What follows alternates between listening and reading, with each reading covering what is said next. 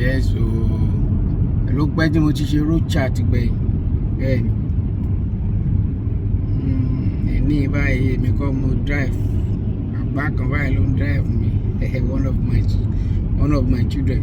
Okay, yeah, quick one.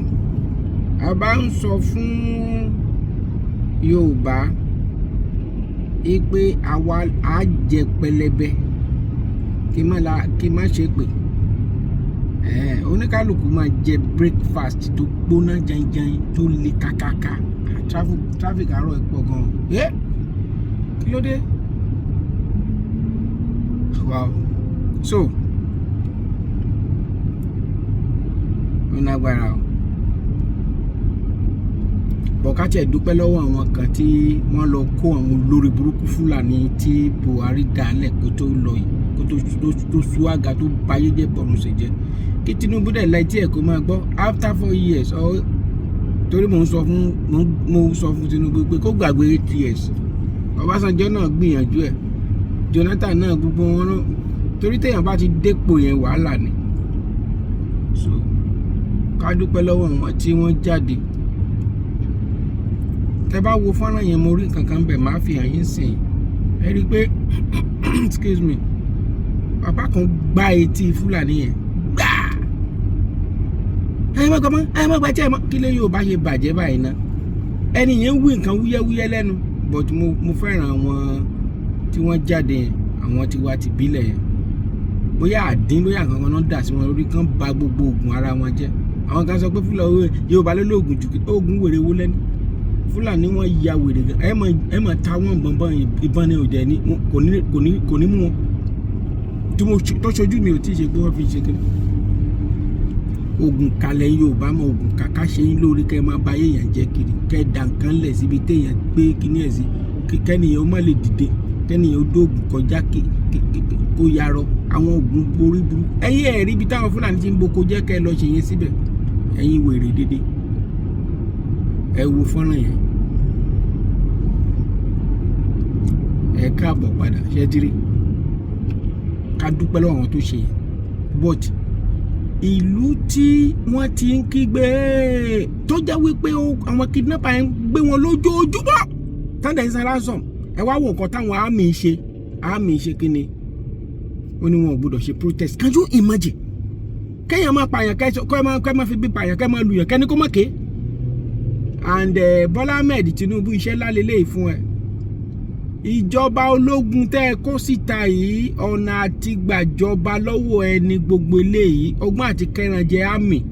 Àwọn tó wà láàmì yìí tó o bá fẹ́ tẹ́ kó fẹ́ wé ẹ̀tẹ́tẹ́ di tètè lọ retire most of them. Torí àwọn Fúlàní ló kún bẹ̀, ìwọ náà dẹ̀ mọ̀. Nítorí pé tá bá rí ìgbésẹ̀ tó fẹ́ gbé, tẹ́ bá wo fọ́nrán tí mo fẹ́ fi hàn yín, ẹ rí i pé wàhálà ńlá ń bẹ ńlẹ̀. Ẹ wà very very careful. Ẹ̀yin wo ní ìlú tọ̀dọ̀ wa gangan ara mi ní só ti rùn, ṣùgbọ́n kí ló fà á tẹ̀yìn àmì tó iṣẹ́ ọlọ́pàá tó jẹ́ pé ẹ̀yin lẹ́ẹ̀ máa jáde bọ́n bá fẹ́ sọ̀rọ̀ ní kíní lókù èrè ẹ̀yin lẹ́ẹ̀ ṣé ẹ̀yin wá jẹ́ gẹ́gẹ́ bí ọlọ́pàá ni ẹ wá wà inú kàkà ní gbogbo ilẹ̀ Nàìjíríà káàkiri. Irú ìlú wo lélẹ́ láìsí pé bóyá èèyàn nítorí táwọn àdàgbà àrí àmì ẹ wo fọ́nrán yìí jàre.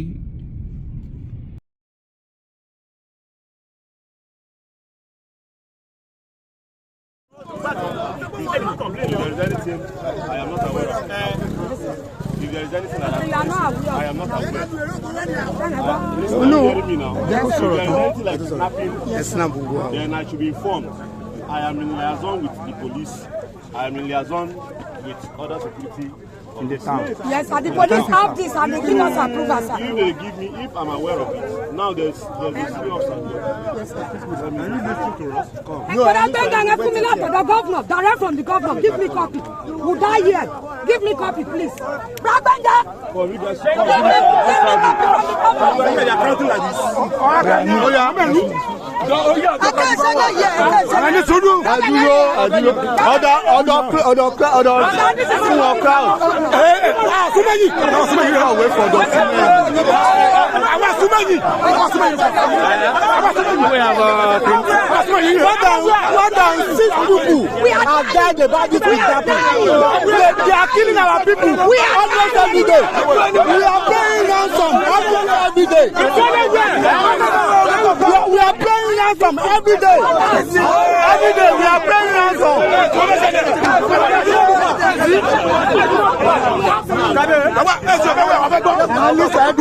We are paying ransom every day. We are putting it online. So we hear. Government we hear. We are suffering. We are dying. We are dying here. We are dying. So we know. We will know why we are dying. We know where we are dying.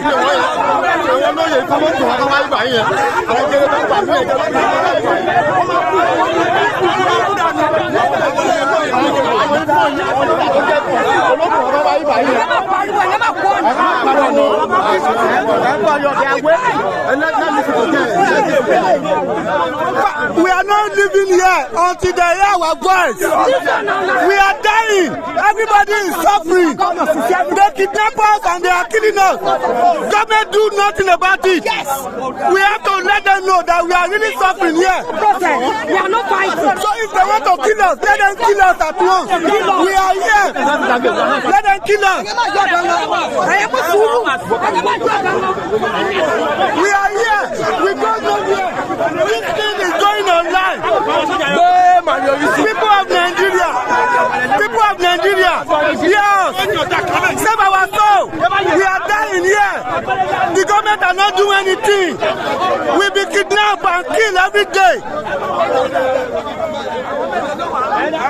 Government should hear us. They should find solution to our problem. They should find solution to our problem. We have been dying for years. Nothing has been done. Kidnapping every day. They are collecting ransom. The kidnappers are using hard weapons. They are.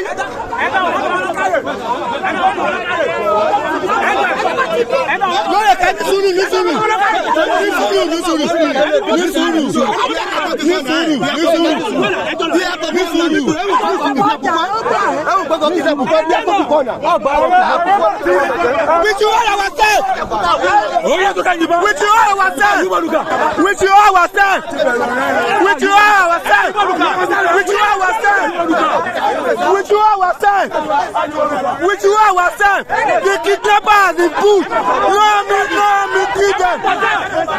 Nobody. I'm gonna shoot. Army are there. Nigeria is. Army are here. We are protesting. We are doing peaceful protest. They are threatening us with guns. The kidnappers are killing us. They are killing us here. They are killing us here. The kidnappers killing us here.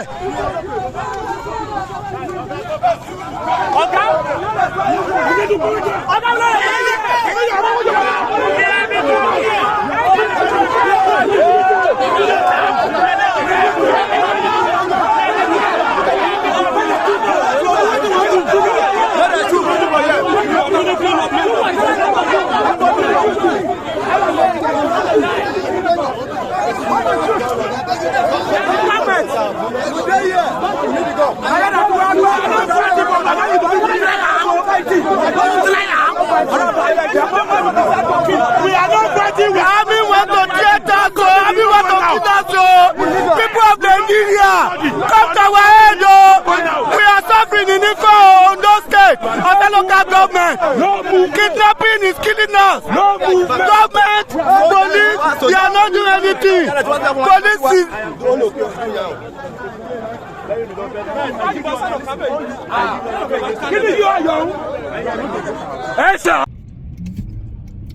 ẹpin dáadáa ẹpin ètò yìí máa sẹ́ǹdẹ̀ sọmọdé sẹ́ǹdẹ̀ sàgbàlagbà sẹ́ǹdẹ̀ sàlejò ẹjọ́ mú bẹ̀yìn ni ẹ jẹ́ kó dé ọ̀dọ̀ Bọ́lá Ahmed ààrẹ Nàìjíríà ẹ̀gbọ́n dáadáa jẹ́ kó dé ọ̀dọ̀ ẹ̀ a ò ní dààmú agbára lọ́wọ́ Ọlọ́run kò jẹ́ bí ó ti jẹ́ ó kọ́ tèmi ò yí padà ẹ̀rí gbèmí ló kọ́ mi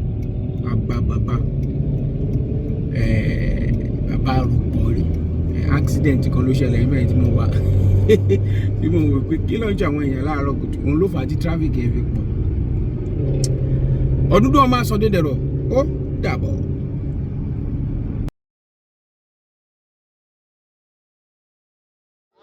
Right paper for the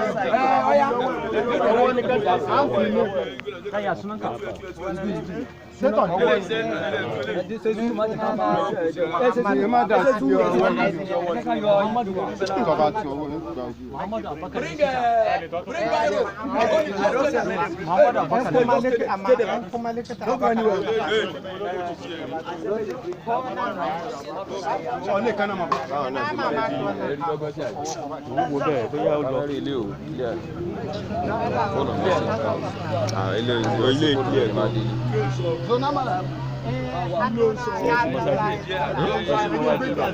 Kẹsàn-án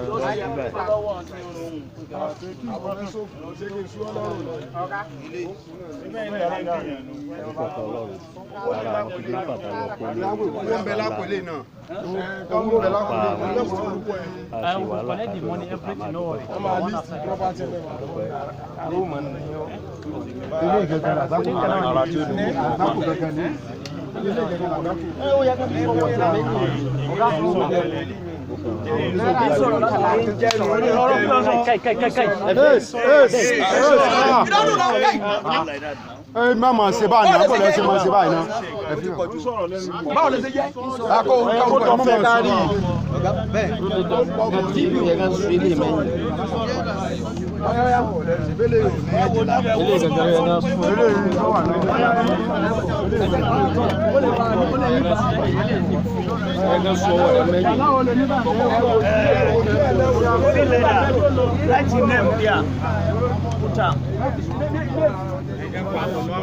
àti jásẹ̀.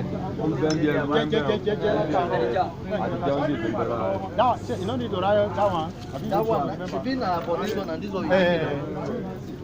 Now this one get that. The jacket na that Kampala get that. Now na carry this thing. What do they call am? Hey, carry key when they take your.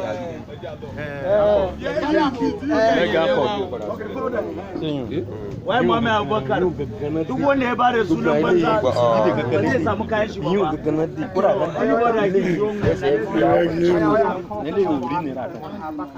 What do you want count? Put am here, tie am. Tie his property to one place, tie am.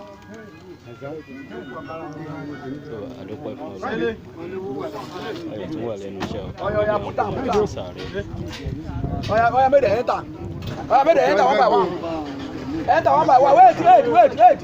Enter one by one. Hey, tashi. bàbá lọ́ba nínú Megida. bàbá ńlá. Enter.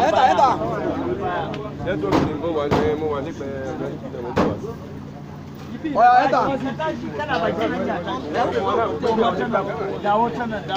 Carry this one, enter there. Oya, enter there. Oya, go carry and enter there.